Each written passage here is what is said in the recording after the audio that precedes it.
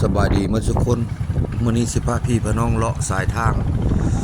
เส้นทางนี้ก็แม่นเส้นทางไปทำประเสื่อมพี่น้อง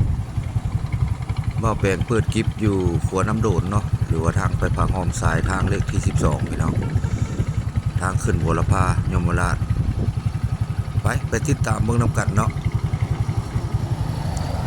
ออกจากนี้แล้วสิได้ลัดไปทางเมืองเก่าเนาะทางเมืองเก่าหรือว่าทางเมืองเก่าพี่น้องไปเบิ่งสายทางแคบโค้งสิเป็นไดเนาะไปติดตามเบิ่งพร้อมๆกันพี่น้องเฮาตัดภาพมาฮอดทางนี้แล้วก็สิได้ตัดภาพไปทางสายทางแคบโค้งอันนี้แม่นจุด4แยกพาห้อมยิงหินเนาะที่ว่า3แยกเนาะทางเข้าไปทำกระเสื่อมและทำประปานั่นเองพี่น้องรถก็หลายพอสมควรเดี๋ยวนี้เพิ่นกำลังขยายสายทางเนาะเพิ่นขยายสายทางเบื้องหนึ่งประมาณ8 เมตรออกกำลังฮอดโรงงานซีเมนต์ไปตัดภาพไปทางเมืองเก่าพี่น้อง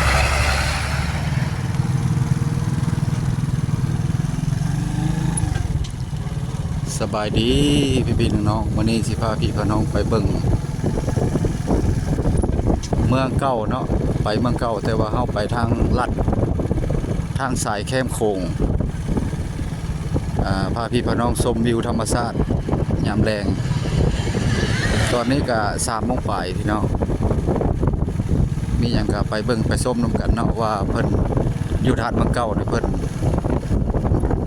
เฮ็ดลงขายเครื่องเลยเนาะ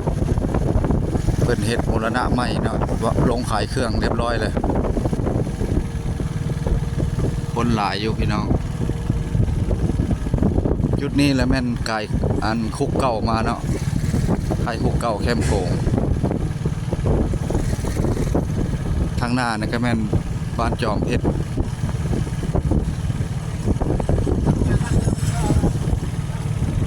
ยามแรงในคนเต็มแหละ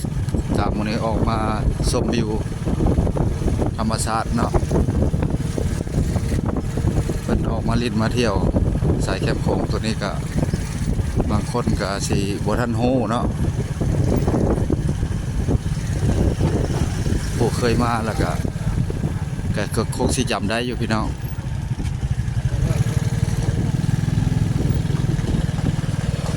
อันนี้เป็นห้านอาหารต้นเรือเนาะแคมป์ของตะกี้แล้วเพิ่นเฮ็ดเรือแพเนาะแพหน้าน้ำเดี๋ยวนี้แล้วเพิ่นปิดเพิ่นละเฮ็ดห้านอาหารต้นเรือแทนพี่น้องถ้าว่าท่านนักท่องเที่ยวเห็นก็อยากมาเที่ยวมาชมก็มากันได้เนาะสายแคมป์โค้งเลาะมาสายนี่พี่น้อง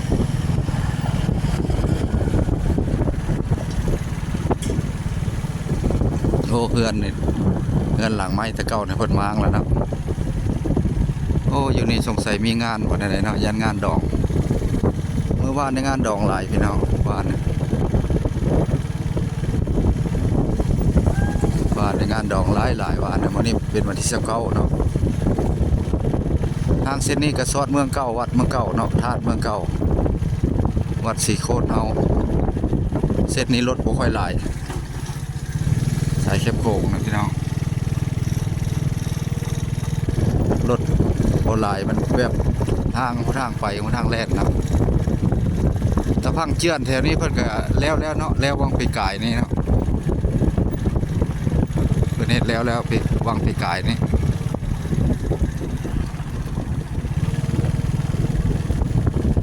อาหารก็หลายแคมป์ของเนาะคนมักมาเที่ยวมาส่งสายทางในเพิ่นติดไฟใส่กลางคืนห้องเนาะห้องขาวงามกระจ้าเลยแหละพี่น้องแต่ว่าช่วงนี้อยากแดดจังหน่อย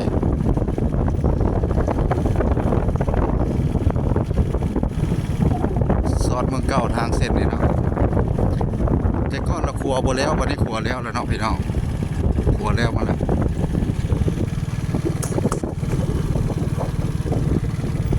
โอ้อาหารกระไรนี่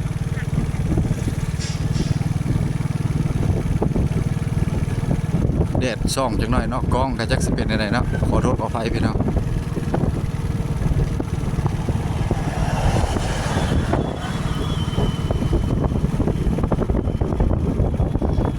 มาแปลงกับบรรยายบ่เก่งปานใดเนาะบางจุดก็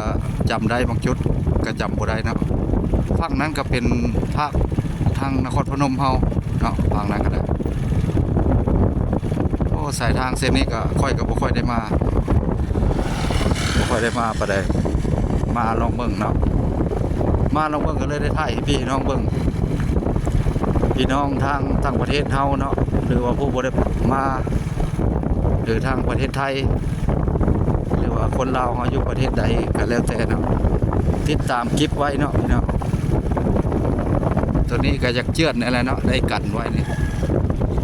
ถ้าพังมันเจือนเข้ามา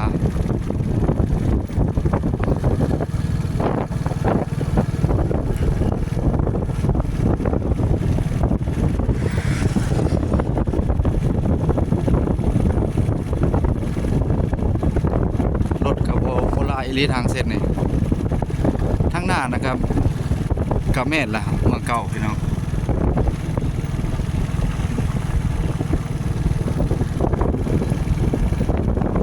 มีไม้กันลมซ้ำเลยเนาะจักสิ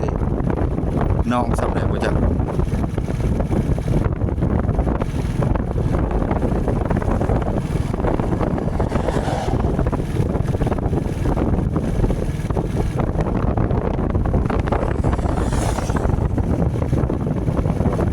แต่ก่อนเพิ่นบ่ทันได้เฮ็ดอันดอกไฟนี้ครับทางอย่างก็ยังบ่ได้ปูแต่ก่อนปูแล้วว่างปีกายนี่แหละทาง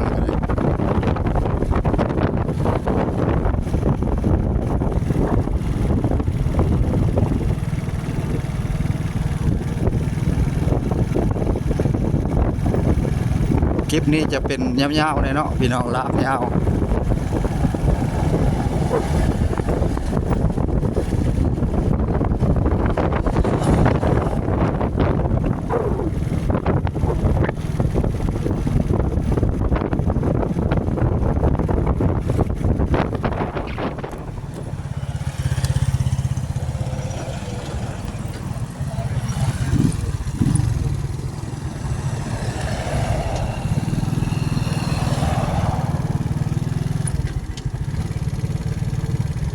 ไปกันต่อไป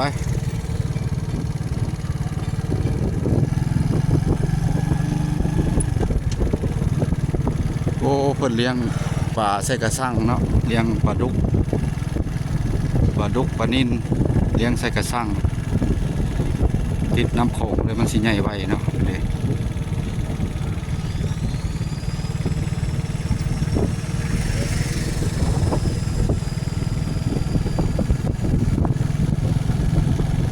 เพิ่นก็ใช้รถมอเตอร์ไซค์นี่แหละรถจักรนี่แหละวินดึงเนาะ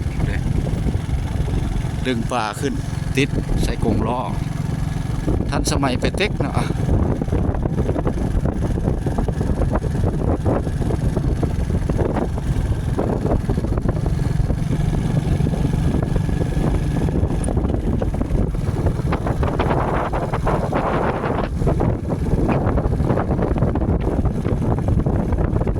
แบ่นี่ก็ค่อนข้างหลายเพิ่นเลี้ยงแบ่หลายตามใส่กรงเลี้ยงแบ่หลายเนาะ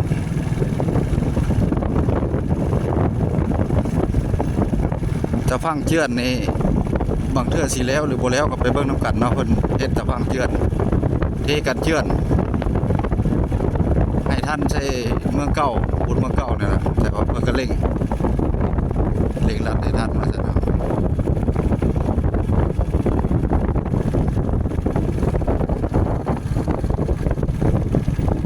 ฝนเจาะพี่โอ้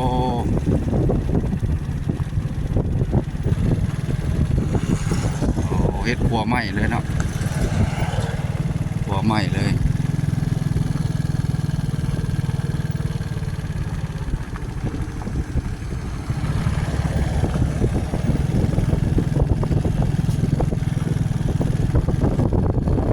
ขัวดินนั่นแหละแต่ว่าใส่เฮาเล็กเพิ่นใส่ขัวดินแต่ว่าใส่เฮาเล็ก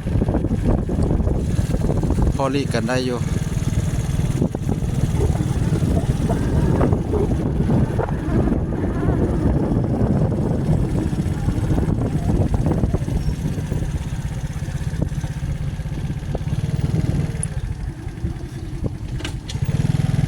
โอ้ เอาหินมาใส่หลายแท้ใช้กันตะพังเจือนพวกมีแต่กระสังป่า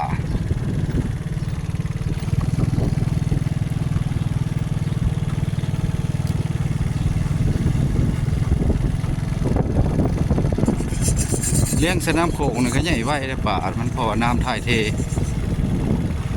ดุใหญ่ไว้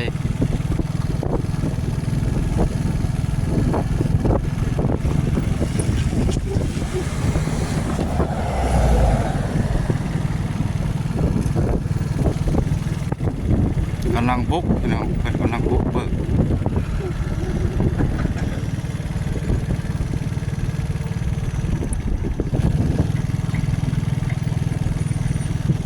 เร่งขนาดเลยกันเจือนเต็มอยู่หินถ้าบดเฮ็ดกันตะพังเจือนนะก็เจือนไปเรื่อยๆมัดเจือนไปก็มัดเอง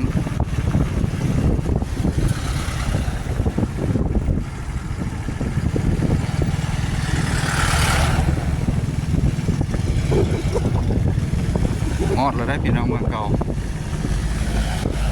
ฮอดแล้ว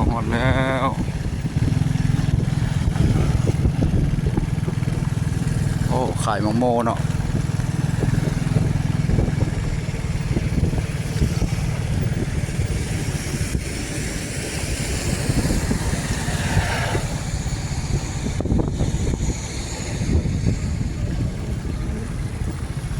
มีแต่ไก่ส้นเนาะเลี้ยงไก่ส้นหลายเนาะ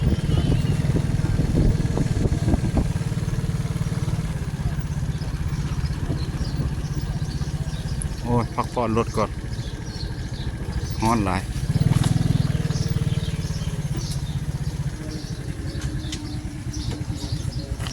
พักผ่อนรถก่อนฮ้อนหลายมีงานได้เหรอเนี่ย